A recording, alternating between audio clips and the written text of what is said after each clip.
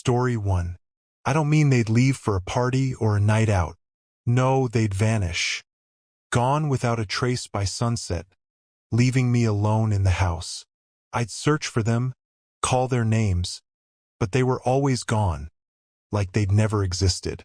It wasn't something we ever talked about. The next morning, they'd be back, acting as if nothing had happened, like it was just another night. But it wasn't. I knew that. I learned that the hard way. It all started when I was 6 years old. I remember that first Halloween like it was yesterday. I was dressed as a witch, excited to go trick-or-treating. But just as the sun dipped below the horizon, I noticed the house felt different. Cold, quiet, too quiet. I ran through the halls, calling for my mom and dad, but no one answered. Panic set in. I thought maybe they were hiding, playing a prank, but after what felt like hours of searching, I realized they were gone. The front door was locked, the windows were shut, and I was completely alone. That's when I found the first note. It was on the kitchen table, written in my mom's familiar handwriting. It simply said, Rule 1. Stay in your room. Do not come out until sunrise. Whatever you hear, ignore it. I didn't understand then. I was scared, confused, and alone. I didn't want to stay in my room. I wanted to find my parents. But something about the note made me follow the instructions. I took a flashlight and a pillow, locked myself in my room, and crawled under the covers. I thought maybe it was some kind of weird game. I wasn't sure. That night I didn't sleep much. The house creaked and groaned, more than usual. I heard strange noises, soft scratching at my door, footsteps in the hallway, whispers that I couldn't quite make out. I told myself it was the wind or my imagination, but deep down, I knew it wasn't. Something was in the house with me. The next morning, when I opened my door, my parents were back. They were sitting at the kitchen table, sipping coffee like nothing had happened. I asked them where they'd gone, what had happened, but they just smiled and said I must have had a bad dream. That was the beginning. Every Halloween after that was the same. My parents would disappear just before nightfall, leaving me alone with a note. Each year, the instructions got a little more specific, a little more ominous. By the time I was 8, the notes included things like, Rule 2, don't look out the windows, and Rule 3, don't respond if someone calls your name. And the noises, they got worse. One year, when I was 9, the sounds outside my room became unbearable. There were knocks on the door, not gentle, but loud, insistent pounding. I pressed my hands over my ears, squeezing my eyes shut, but I couldn't block it out. The voice on the other side was familiar. My mother's voice, calling my name. Ellie, it's okay.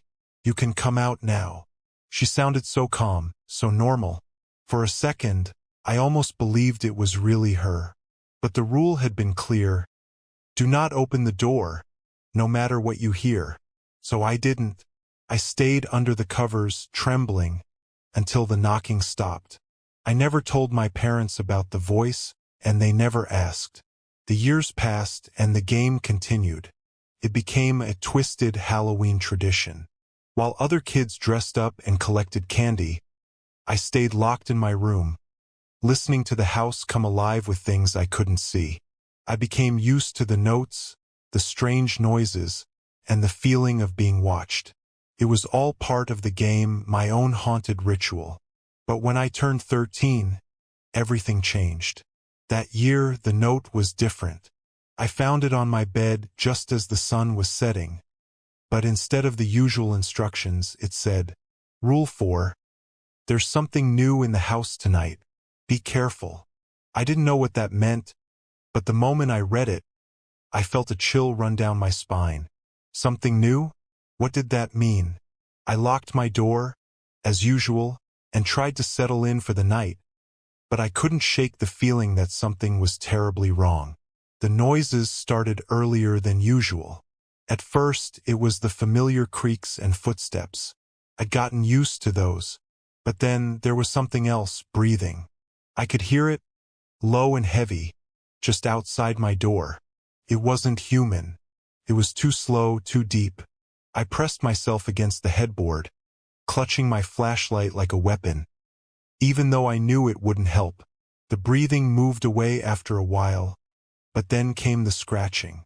It wasn't at my door this time. It was coming from inside my room. I whipped the flashlight around, scanning the walls, the ceiling, but there was nothing. The scratching grew louder, closer, until it felt like it was coming from beneath my bed. My heart pounded in my chest, my throat dry with fear. I didn't dare look under the bed. I was too scared of what I might find. The scratching stopped abruptly, replaced by a soft, childlike giggle. The sound of it froze the blood in my veins. It wasn't me. It wasn't my parents. Something was in the room with me. I backed up against the wall, holding the flashlight out in front of me like it could protect me from whatever was there. The giggling continued, soft and mocking. I whispered to myself, "It's not real. It's just a game." But I didn't believe it anymore. Suddenly, there was a loud bang on the door. The whole room seemed to shake with the force of it. I dropped the flashlight, plunging myself into darkness. The breathing was back, but this time, it was right outside my door. Bang! Another hit. The door shuddered. Bang! The lock rattled. Whatever was out there was trying to get in. I scrambled to pick up the flashlight, but my hands were shaking so badly I could barely hold it. The banging grew more violent, each hit sounding like the door was about to give in. And then, just as suddenly as it started, it stopped. Silence. Pure, deafening silence.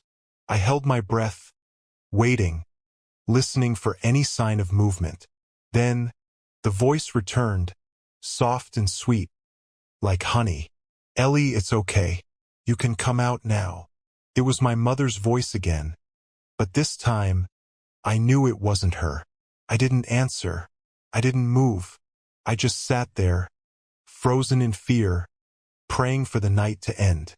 The voice called out again, more insistent this time. "Ellie, don't be scared. It's just a game." But I didn't believe it anymore. Suddenly, there was a loud bang on the door. The whole room seemed to shake with the force of it. I dropped the flashlight, plunging myself into darkness. The breathing was back, but this time, it was right outside my door. Bang! Another hit. The door shuddered. Bang! The lock rattled. Whatever was out there was trying to get in. I scrambled to pick up the flashlight, but my hands were shaking so badly I could barely hold it. The banging grew more violent, each hit sounding like the door was about to give in. And then, just as suddenly as it started, it stopped. Silence. Pure, deafening silence. I held my breath, waiting, listening for any sign of movement. Then, the voice returned, soft and sweet, like honey. "Ellie, it's okay. You can come out now." It was my mother's voice again, but this time, I knew it wasn't her. I didn't answer. I didn't move. I just sat there, frozen in fear, praying for the night to end. The voice called out again, more insistent this time. "Ellie, don't be scared. It's just a game." My hands were trembling, and I could barely hold onto the flashlight. The voice kept calling, but I stayed silent. I knew the rules. I knew I couldn't open the door. But then, something strange happened. The door, it began to unlock. I heard the soft click of the lock turning, and the handle slowly twisted. "No," I whispered, pressing myself further against the wall, willing the door to stay shut. But it was too late. The door creaked open, just a crack, but enough for me to see a shadow in the hallway. Something tall and thin, its limbs too long, its fingers clawed. It wasn't my mother. The creature stood in the doorway, unmoving, watching me. I could feel its eyes on me, even though I couldn't see its face. My heart was pounding in my chest, and I felt like I might pass out. And then, just as it stepped forward, the first rays of sunlight crept through the window. The creature recoiled, hissing like an animal, and within seconds, it was gone. The door slammed shut, and the house was quiet again. I didn't leave my room until the sun was fully up. When I finally opened the door, the house was just as it had been the night before. Silent, empty, as if nothing had happened. My parents were back, sitting at the kitchen table, drinking coffee like they always did. I stumbled in, shaken and pale, and told them everything. The creature, the scratching, the voice that wasn't my mother's. They just looked at me, exchanged glances, and then my dad laughed softly. "You must have had a bad dream," he said, shaking his head. "Nothing like that happened, Ellie. It was just your imagination." My mom smiled that same strange smile and added, "You're safe now. It's over." But I knew better. I knew it wasn't just a dream. The fear, the things I'd heard and seen, they were real. They had to be. My parents didn't believe me, they never did. And that was the most terrifying part. Now, as an adult with children of my own, I know the truth. Whatever haunted me in that house, whatever played that sick game, it's still out there, waiting. And it's hungry. I fear for the lives of my children. I'll never let them go through what I went through. I'll protect them at all costs, even if it means never celebrating Halloween, never letting the night touch them the way it touched me. Because I know, deep down, that it's only a matter of time before the game starts again. Halloween is coming.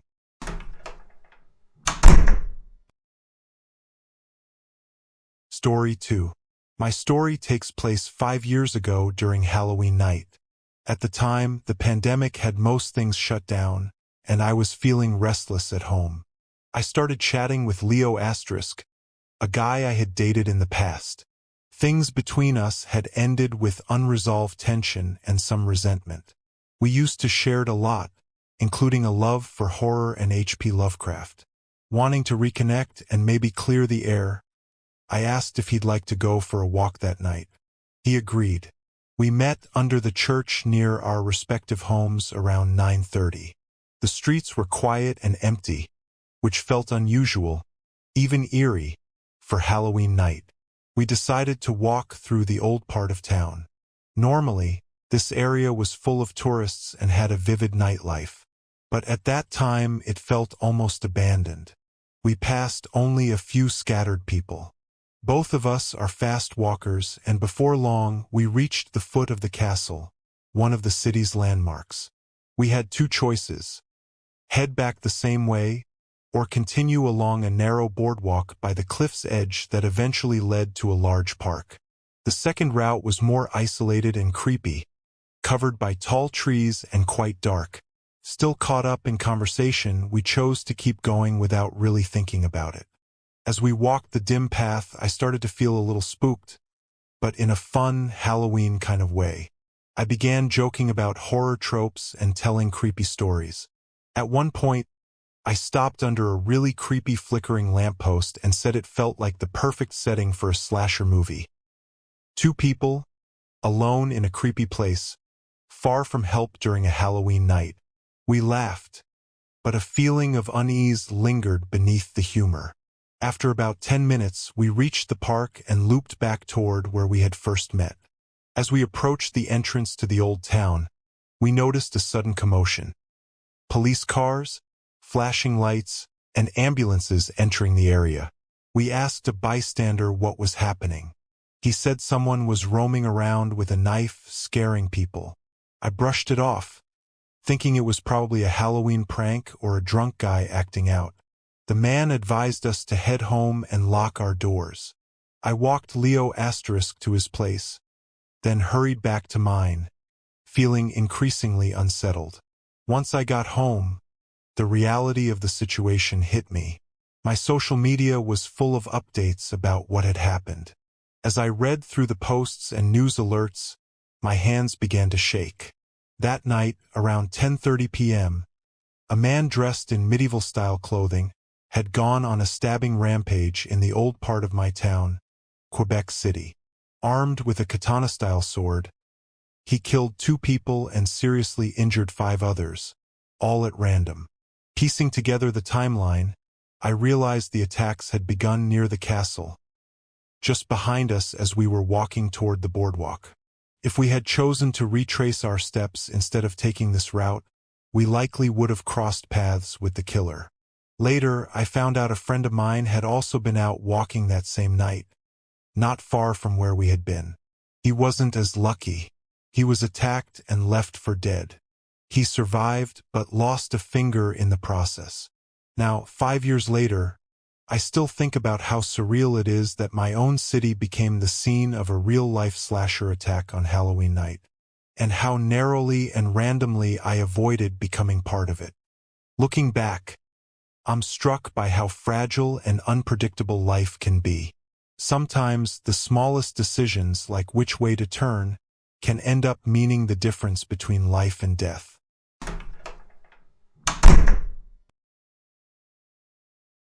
On Halloween night, back when I was in 8th grade, I'm 27 now, my friend Kayla and I were giddy with excitement, messing around and getting dressed up in our costumes.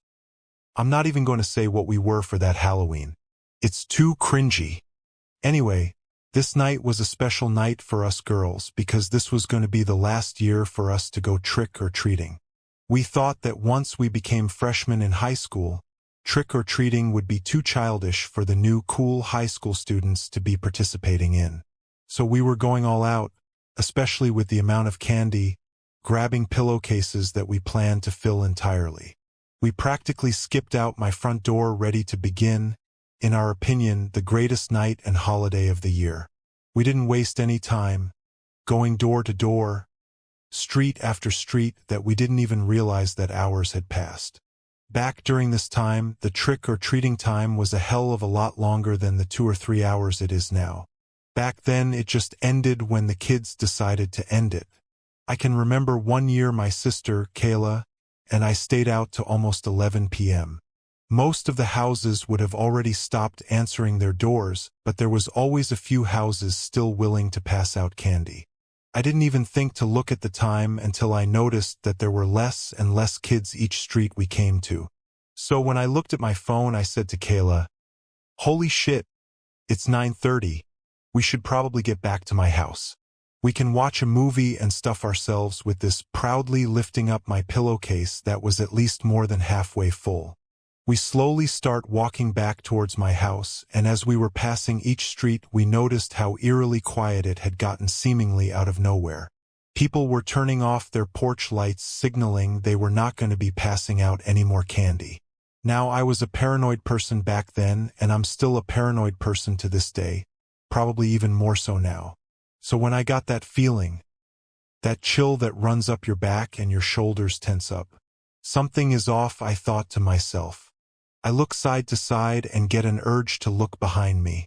I slowly turn my head around, looking over my shoulder, and what I saw nearly made me piss myself. About 4 houses down from us was Michael Myers, or someone dressed as Michael Myers, I should say, who was slowly walking behind us.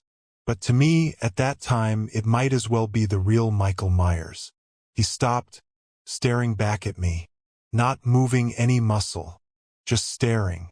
Now this would be creepy to anyone, but this was literally my worst fucking nightmare. My number 1 childhood fear just so happens to be Michael Myers.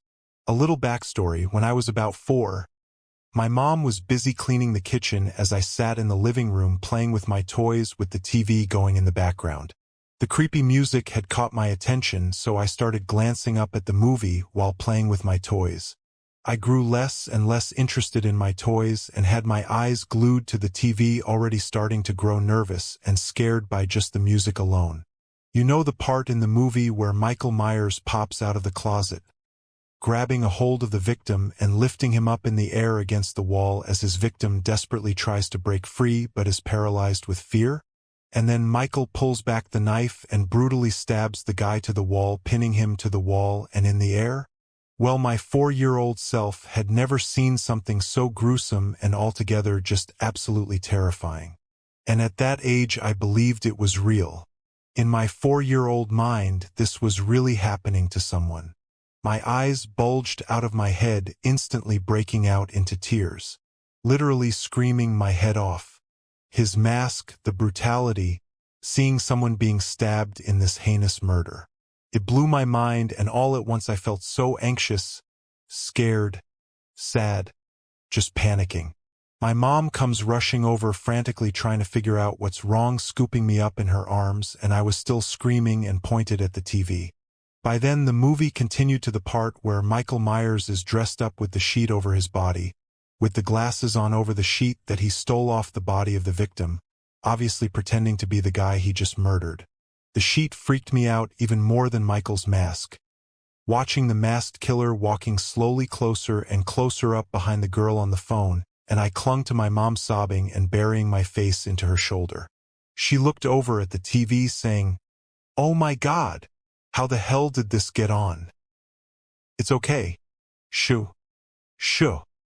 It's okay, honey, you're okay," trying to soothe me as she turned the channel off. I cried for at least an hour or more, just absolutely traumatized. After that incident, I couldn't sleep at all, especially alone in my bed, and absolutely could not stand the dark. I knocked on my parents' bedroom door for months, begging them to let me sleep in their bed with them, or I swear. In my head, I was convinced he was going to come down the dark hallway, silently creeping into my room and stab me in my sleep. I did not get over my fear of Michael Myers until I was in my early 20s. So being in 8th grade, walking down a dark street, no one around besides just Kay and I, and seeing my absolute worst fucking nightmare walking slowly behind us, I swear I thought I was going to pass out. I looked over at Kayla, my voice trembling, and whispered, "There is somebody following us. He's dressed as Michael Myers, about 4 houses down. Pick up the pace, but do not start running." Kayla turned, looking slightly over her shoulder, and snapped her head back forward. "What the hell? That's so creepy." "Well, we got 2 blocks to go. We'll see if he follows us when we turn."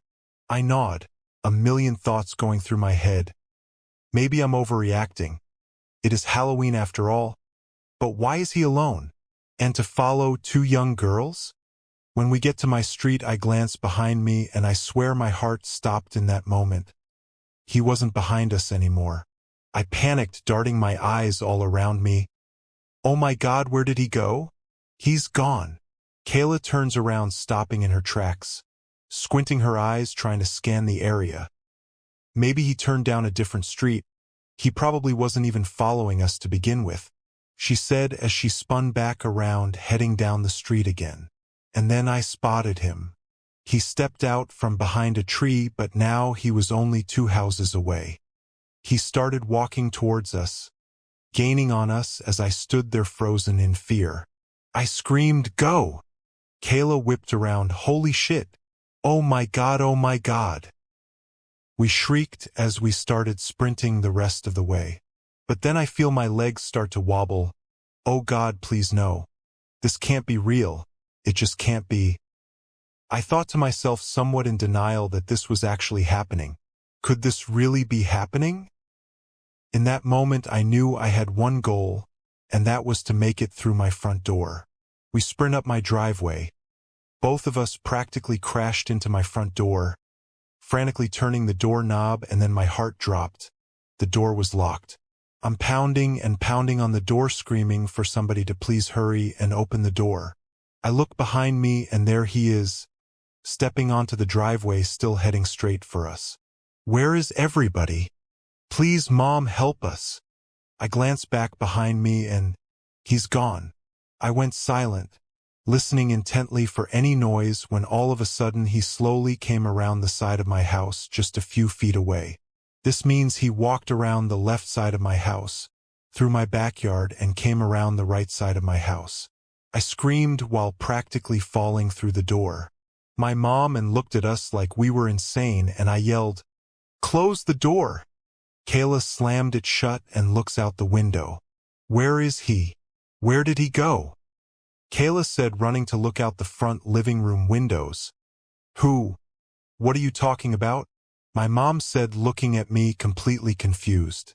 Someone was following us. It was someone dressed as Michael Myers. No, don't! I yelled as my mom opened the door and stepped outside, peering around the front yard. She stepped out to the driveway. I nervously watched out the screen door. She turned and yelled back to me, "Well, there's no one now.